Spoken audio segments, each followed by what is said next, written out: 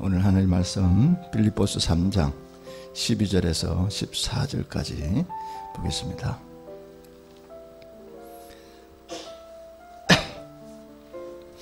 내가 이미 얻었다 함도 아니요 온전히 이루었다 함도 아니라 오직 내가 그리스도 예수께 잡힌 바 된 그것을 잡으려고 달려가노라. 형제들아, 나는 아직 내가 잡은 줄로 여기지 아니하고 오직 한 일, 즉 뒤에 있는 것은 잊어버리고 앞에 있는 것을 잡으려고 표대를 향하여 그리스도 예수 안에서 하나님이 위에서 부르신 부름의 상을 위하여 달려가노라. 아멘.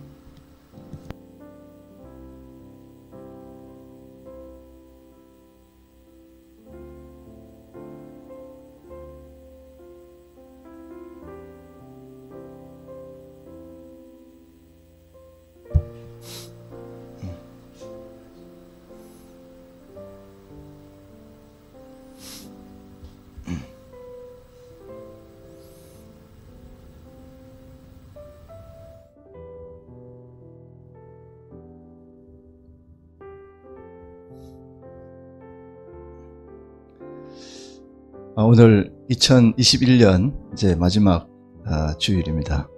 2021년 시작할 때 송구영신 예배할 때 하나님께 약속도 많이 했고 또 전도도 많이 하겠노라고 또 어떤 목표도 세우고 그렇게 했었는데 한 해를 돌아보니까 저부터 하나님께 약속대로 아니면 목표대로 이루지 못한 것들이 너무나 많더라고요.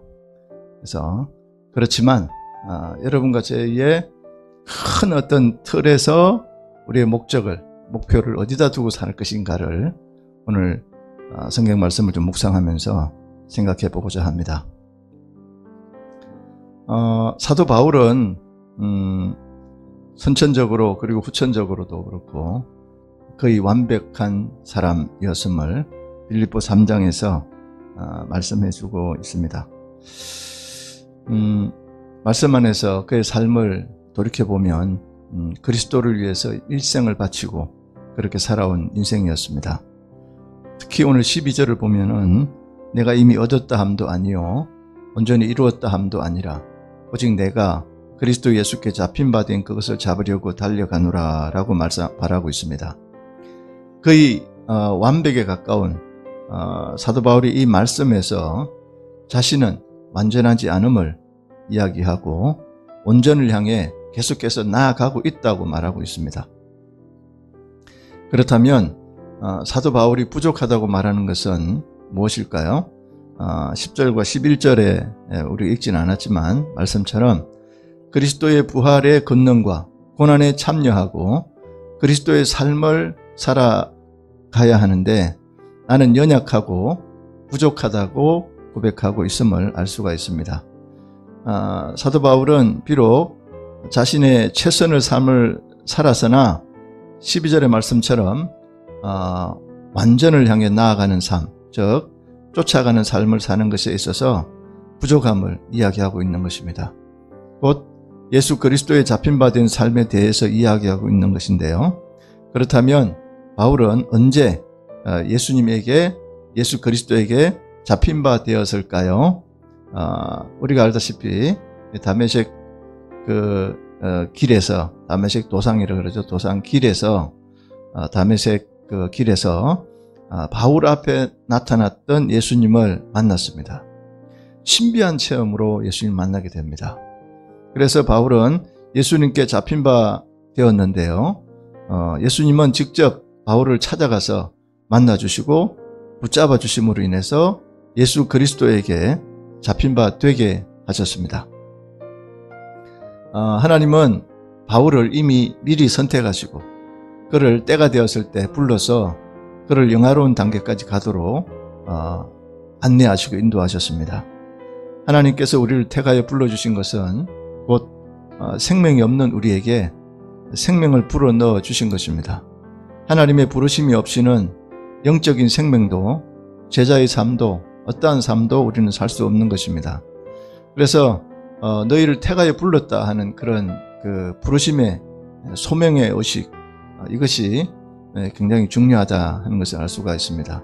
그래서 아브라함도 하나님의 부르심 따라서 가나안 땅으로 나아가게 되었고, 다윗도 하나님께서 택하여서 하나님의 일을 하게 하신 것입니다. 세례 요한 역시, 예수님의 제자들 역시, 그리고 사도 바울, 그리고 오늘 여러분과 저까지도 하나님이 부르심이 있었던 것입니다. 하나님이 우리를 먼저 택하심으로 우리는 하나님의 자녀로 살아가게 되는 것입니다. 바로 이 믿음이 있다면 하나님의 은혜가 얼마나 놀라운 것인지 우리는 알 수가 있습니다. 그래서 하나님이 나를 택하여서 자녀 삼아주신 그 은혜가 있다면 어떤 상황 속에서도 감동과 감격함으로 살 수 있는 것입니다. 하나님은 왜 그러면 우리를 콕 집어서 이렇게 선택해서 택하여서 자녀를 삼아주시고 우리를 불러주셨나요? 그것은 잡힌 바 된 그것을 잡으려고 부르신 것입니다. 즉 예수 그리스도의 형상을 본받아서 그러한 영적인 하나님의 사람, 하나님의 존재가, 하나님의 사람의 존재가 되게 하기 위해서 불러주신 것입니다. 그래서 이 땅에 우리가 살아가면서 우리는 그리스도의 자녀로서 하나님을 닮아가야 합니다. 그것이 주님이 우리를 자녀 삼아주신 목적입니다. 잊어버릴 것은 오늘 사도 바울이 말씀하시는데 잊어버릴 것은 깨끗이 잊어버리라 이렇게 말하고 있습니다. 여러분 2021년 동안에 2021년 한 해 동안에 좋은 일, 슬픈 일, 또 어려운 일, 많은 일들이 있었죠. 그걸 보고 다사다난했다 이런 얘기 하잖아요.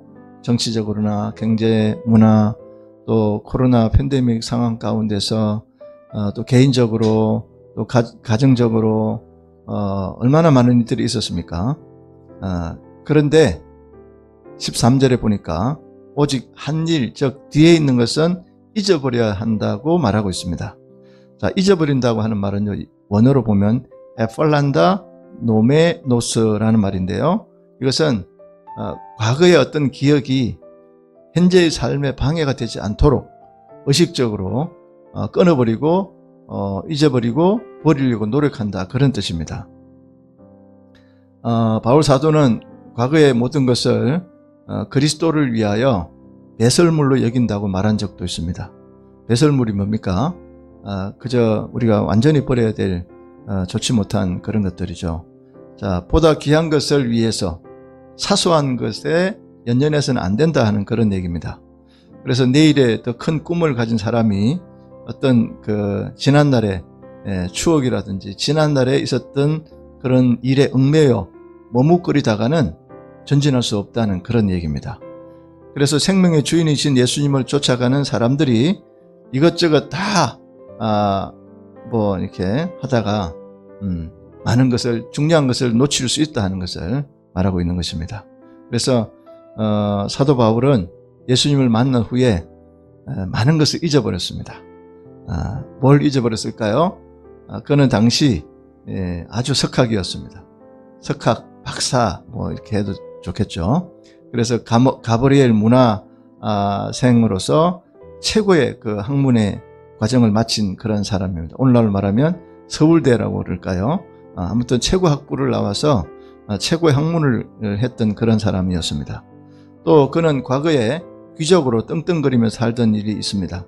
율법주의자요, 유대인 중에 유대인으로 자존심이 만만했던 그러한 사람이었습니다.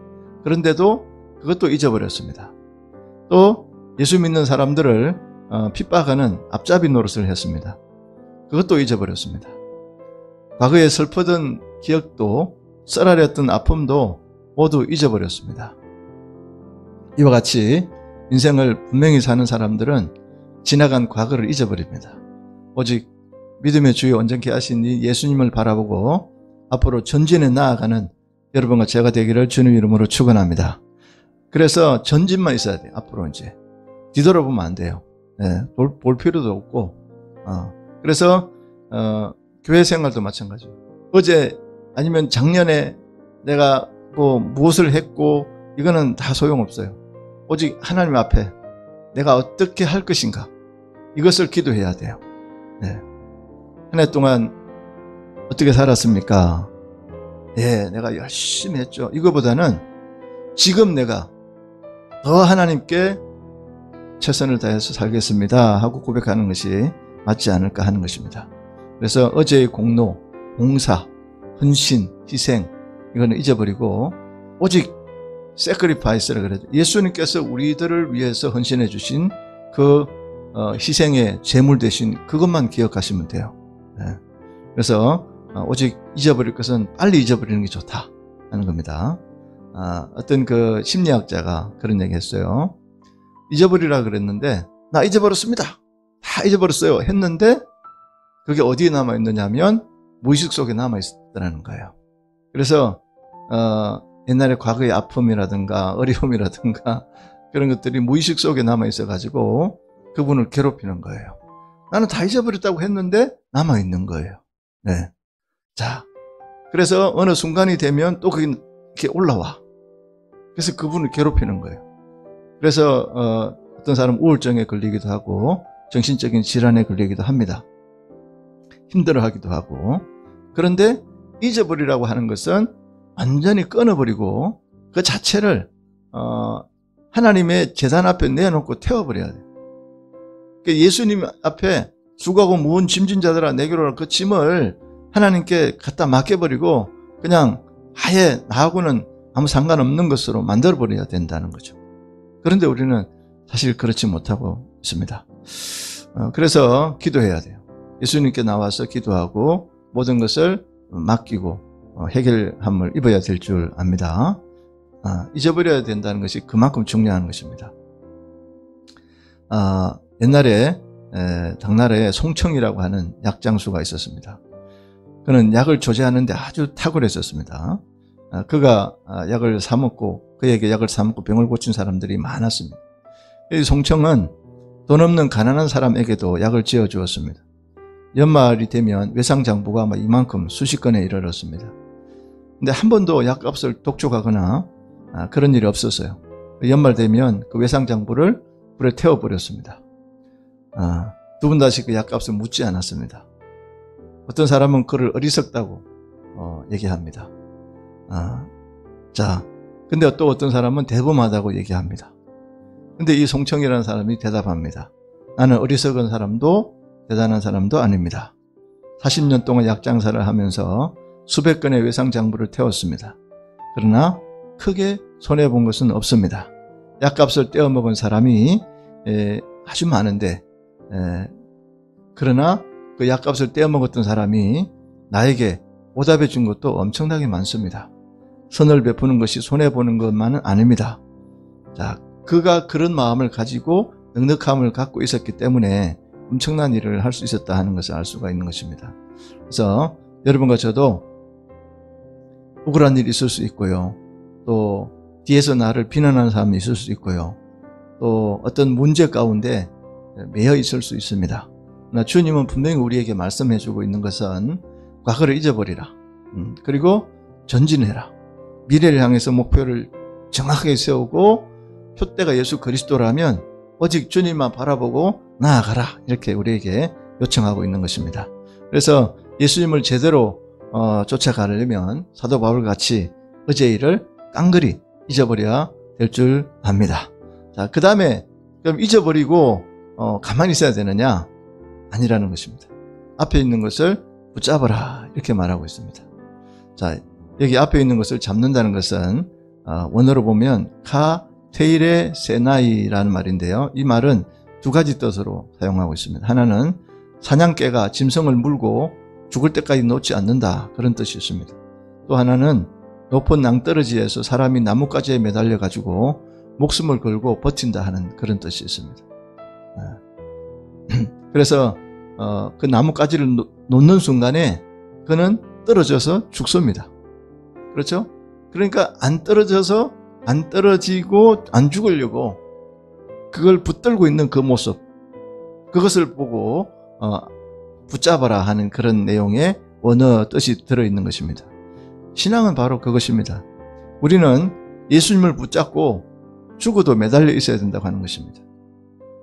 이런 의지, 결단, 그러니까 지식은 있고 감정은 있는데 의지가 약할 때가 많아요. 근데 지정의가 함께 주님 앞에서 고백되어지고 함께 신앙적으로 나아갈 때만이 하나님께서 온전히 그를 받을 수 있다고 하는 것을 알 수가 있습니다. 자, 이런 얘기가 있어요. 동굴 속에 캄캄한 동굴 속에 들어가 있는 사람은 밧줄을 놓쳐서는 안 된다. 이런 얘기가 있어요. 예전에 동굴 탐험에 갔는데 10명이 들어갔어요. 근데 줄을 잡고 있다가 줄을 놓친 거예요. 그러니까 이제 그 안에서 못 돌아오고 죽는 그런 일이 있었다고 하는 것입니다. 자, 여러분들과 제가 붙들고 있는 줄은 무슨 줄입니까? 썩은 동아줄입니까? 아니면 세상에 어떤 보이지 않는 어떤 희미한 그런 겁니까? 이거는 성경은 분명히 말하고 있습니다. 생명줄은 하나뿐이라는 거. 그렇죠? 그거 붙들어야 되는데 그거 붙들지 않고 썩은 동아줄을 붙든다든지 아니면 일어나지도 않는 일에 우리가 매여 가지고 뭐 그럴 것이다 이럴 것이다 해서 두려워하면서 그것을 붙들고 영향받으면서 살아가는 사람들이 있는가 하면 여러분과 저는 오직 생명줄을 붙들고, 그렇죠? 이거 놓으면 나는 죽어, 나는 이거 놓으면 나는 영원히 나는 살 수가 없어 라는 그런 믿음으로 확실하게 붙들고 있는 것이 뭐냐? 바로 예수 그리스도를 믿는 믿음의 줄인 줄 믿습니다. 그래서 이 믿음의 줄을 놓지 말아야 해요. 오직 예수 그리스도를 붙들고 살아가야 된다고 하는 것입니다.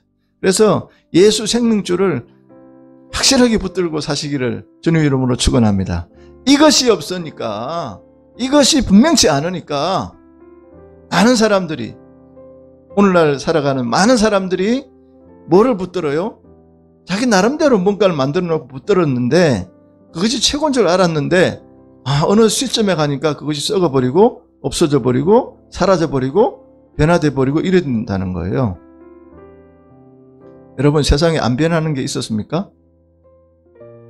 우리 어릴 때 좌측 보행을 하라고 이렇게 왼쪽으로 가는데 요즘은 또 우측으로 가라고 그래요. 그때는 또 뭐 어릴 때는 이렇게 교육받았는데 지금은 아니라 그래요. 세상의 철학도 지식도 세상의 어떤 것도 다 사람에 의해서 변화됩니다. 그러나 유일하게 변치 않는, 어제나 오늘이나 영원토록 완벽하게 우리에게 계시해 준 이 생명의 성경의 이 생명의 말씀만이 변치 않는다고 하는 것입니다. 그래서 우리는 이걸 붙들어야 돼요. 이것만이 여러분과 저를 생명의 길, 좋은 길, 선한 길, 복된 길로 우리가 천국 가는 그날까지 우리를 안내해 줄 그러한 예수 그리스도 생명이 아니겠느냐 하는 것입니다. 14절에 또 쫓아갔다고 말하고 있습니다. 바울은 분명히 살기 위해서 예수님께서 주신 그것을 잡으려고 쫓아갔다고 선포합니다. 쫓아간다는 헬라어는요, 디오코입니다. 디오코입니다. 디오코.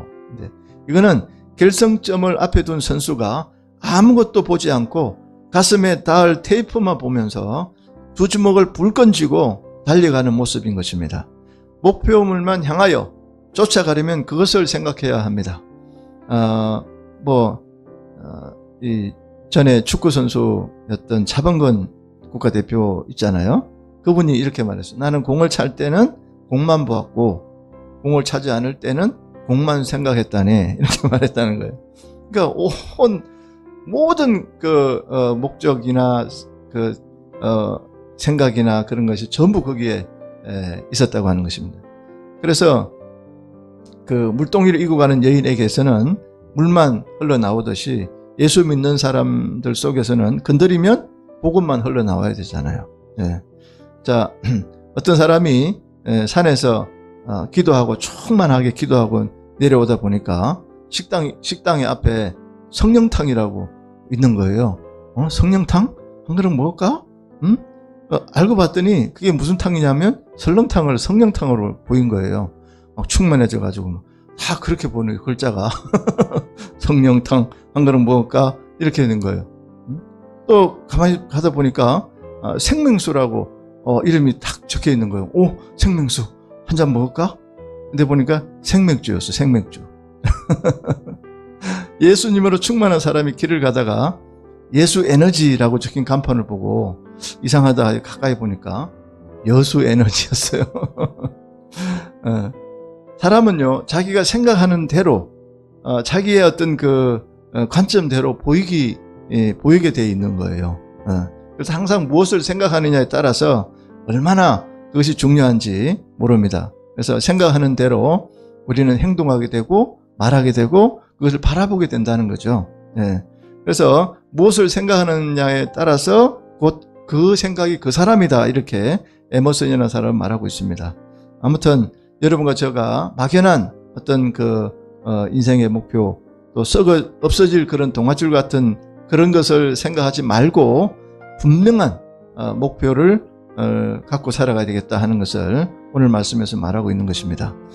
자, 한 교육학자가 세 가지 유형의 사람을 봤습니다. 어떤 사람을 봤냐면, 아이는 이 어떤 그 기어다닐 무렵에 앞에 있는 장애물을 만나면 한 아기는 멈추어서 앉아버린다는 거예요. 근데 두 번째 아기는 그 장애물을 이렇게 피해서 이렇게 돌아간다는 거예요. 근데 세 번째 아기는 그 장애물을 과감하게 넘어서 전진한다는 거예요. 자, 여기에 흥미를 느꼈던 이 교육학자는 기어다니는 또래의 다른 아이들을 실험했습니다. 역시 세 가지 태도를 발견했습니다. 첫째 아기는 아주 체념형입니다. 체념형. 가장 소극적이며 비생산적인 그런 사람입니다. 그래서 이 사람은 자라서 비관론자가 됩니다. 이분은 운명론자가 돼요. 염세주의자가 됩니다. 자학과 자기 연민에 사로잡힌 자가 될 수 있습니다. 두 번째 아이는 도피형인데요. 냉소주의자, 방관자, 책임 회피자, 동정과 인정을 받으려고 스스로 십자가를 지지 않고 그런 도망하는 그런 사람이 됩니다. 세 번째 아이는요, 가장 적극적인 사람입니다. 이 사람은 어떤 장애물도 그것을 극복하려고 거기에다 새로운 길을 만들어서 창조하고 나가는 그런 사람입니다. 자, 여러분은 어떤 사람이 되고 싶습니까? 첫 번째 사람, 그냥 그 염세주의자. 두 번째 사람, 도피.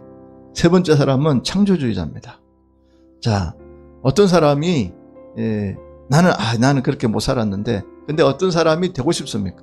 우리는요, 세 번째 사람이 되어야 되지 않겠습니까? 예수 그리스도를 믿으면 죽으면 죽으리라 하고 주님이 맡긴 어떤 사명이 있다면 그걸 감당해내고, 뿐만 아니라 여러분 한 해 한 해 보내면서 이렇게 매듭을 지으라고 이렇게 한 해 한 해 딱딱 이렇게 절기도 주시고, 이게 얼마나 감사한지 몰라요. 우리가 그런 게 없었다면 그냥 계속 그냥 가기만 한다면 굉장히 지루했을 거예요. 근데 한 해 한 해 마무리 짓고 또 그 한 해를 또 시작하고 얼마나 감사한지 몰라요. 그렇죠?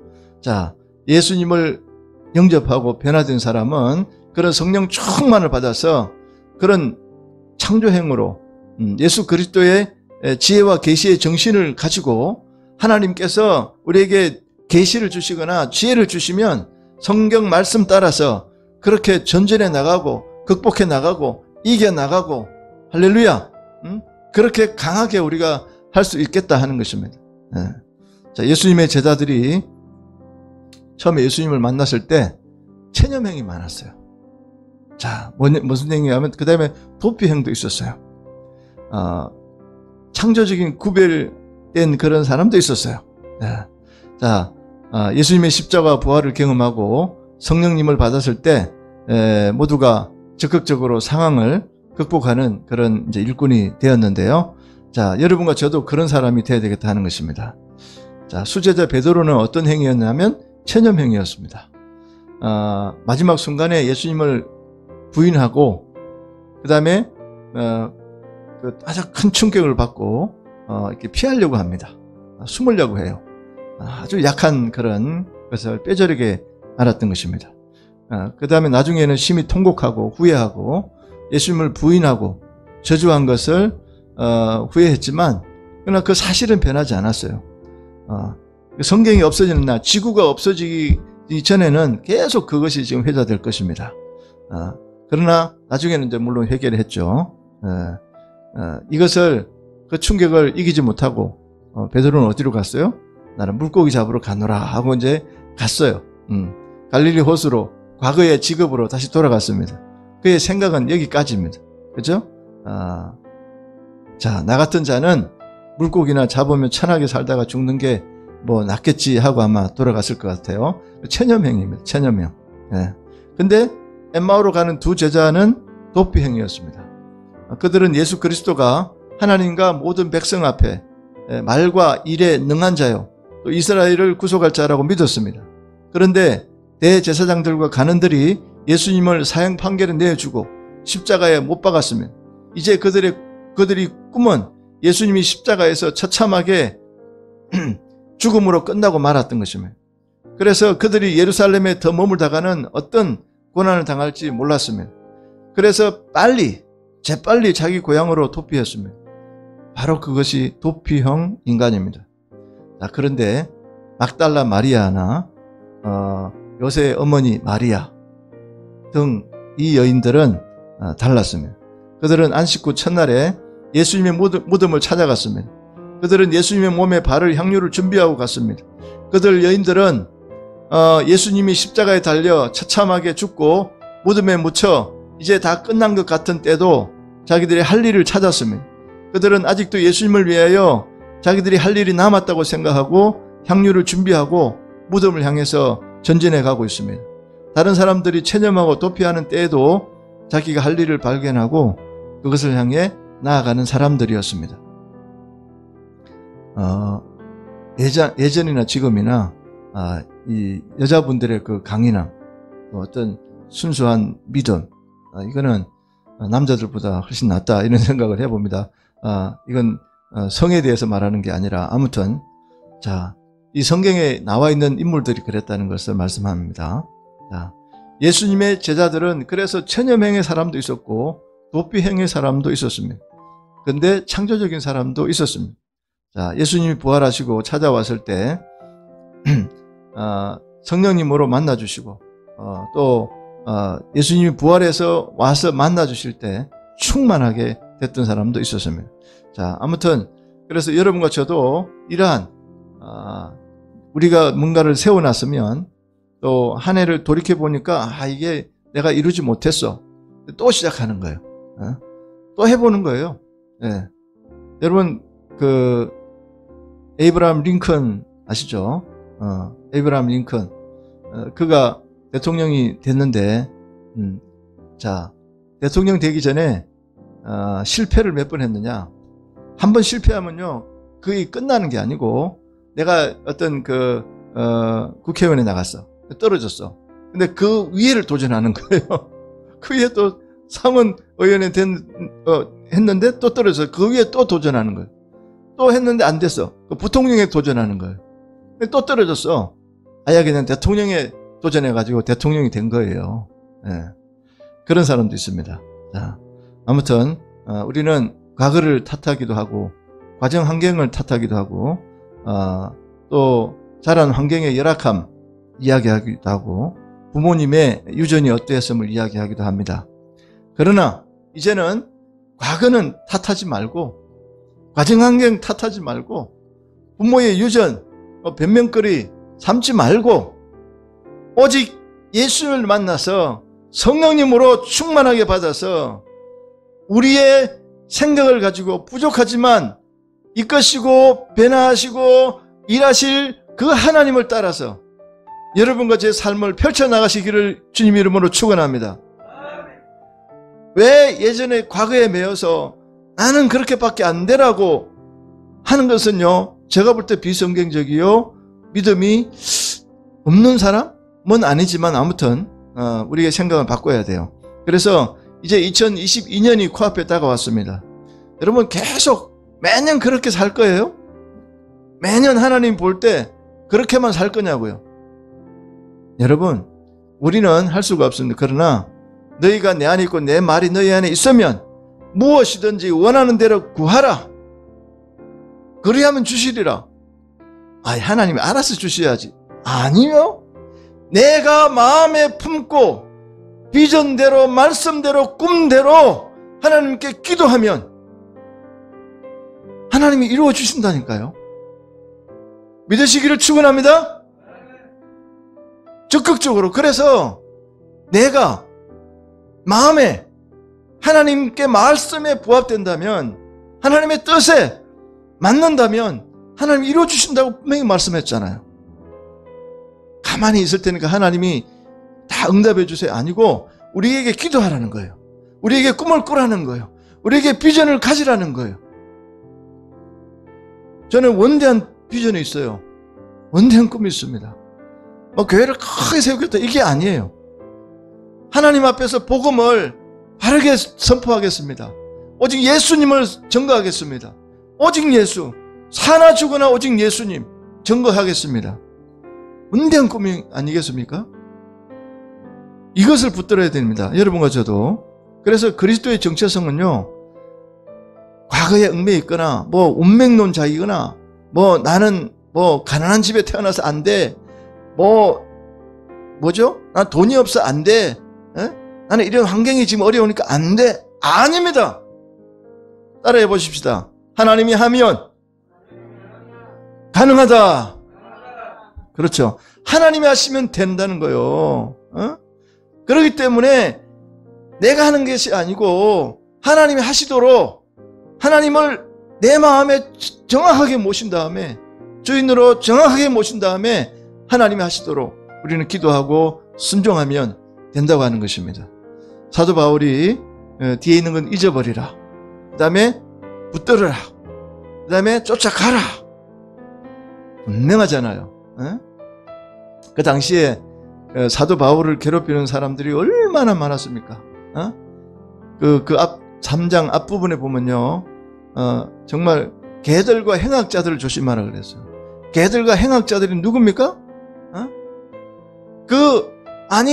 예수 그리스도 복음, 예수님을 만난 다음에 오직 십자가를 자랑하고 오직 예수님을 자랑하고 오직 복음이면 된다고 그 외치는 사람이 사도 바울이었어요. 실컷 가가지고 교회를 개척해놓고 거기다가 복음을 심어줬는데 이놈은 죄송합니다. 이놈이라 그래서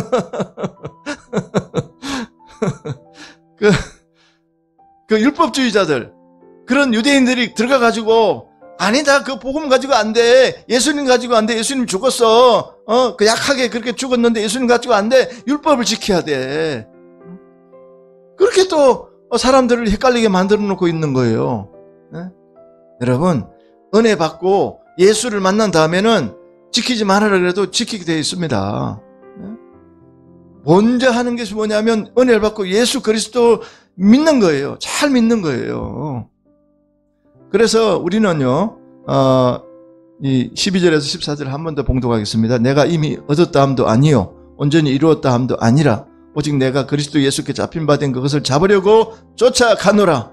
형제들아, 나는 아직 내가 잡은 줄로 여기지 아니하고 오직 한 일, 즉 뒤에 있는 것은 잊어버리고 앞에 있는 것을 잡으려고 표대를 향해서 그리스도 예수 안에서 하나님이 위에서 부르신 부름의 상을 위하여 쫓아가노라. 분명합니다. 그의 삶의 방향이 너무나 분명합니다. 여러분, 속도보다도요 방향이 너무나 중요합니다. 아무리 군뱅이 같이 천천히 가도요 방향이 맞으면 언젠가는 도달하게 되어 있어요. 근데 아무리 제트기처럼 비행기처럼 빨리 가도요 방향이 1도만 달라도 다른 데를 가는 거예요. 그렇잖아요? 그래서 목표를 분명히 세우라는 거예요. 우리의 표대는 오직 예수 그리스도라는 거예요. 오직 믿음의 주여 온전케 하실 이 예수 그리스도를 바라보고 시선을 거기다가 픽스 고정을 시킨 다음에 오직 주님만 바라보고 나아갈 때만이 그 사람은 창조적인 인생을 살 수 있고요, 뒤에 것을 잊어버릴 수가 있고요, 오직 붙들어야 될 것이 무엇인지를 알 수가 있고요, 그렇게 살 수 있다고 하는 것입니다. 그래서 사도 바울은 뒤에 있는 것을 잊어버리고 앞에 있는 표대를 향해서 그리스도 예수 안에서 달려가는 삶을 살고 있다고 천명하고 있습니다. 이것이 바로 그리스도인의 분명한 정체성입니다. 아이덴티티. 너는 어떤 사람이냐라고 했을 때 저는 크리스찬이고 이런 사람입니다 하고 내 카드, 아이디 카드를 딱 내밀 때 그것이 바로 뭐냐? 나는 뒤에 있는 거 잊어버렸습니다. 앞에 있는 것 쫓아갑니다. 오직 예수 그리스도 붙드는 사람 크리스찬입니다. 오직 예수님을 자랑합니다. 십자가 자랑합니다. 오직 하나님 안에서 나는 그리스도인입니다. 예수님께 미친 사람, 그리스도인, 크리스찬, 그게 바로 그 사람 아니겠습니까? 그러면 우리의 정체성이 분명해진다고 하는 것입니다.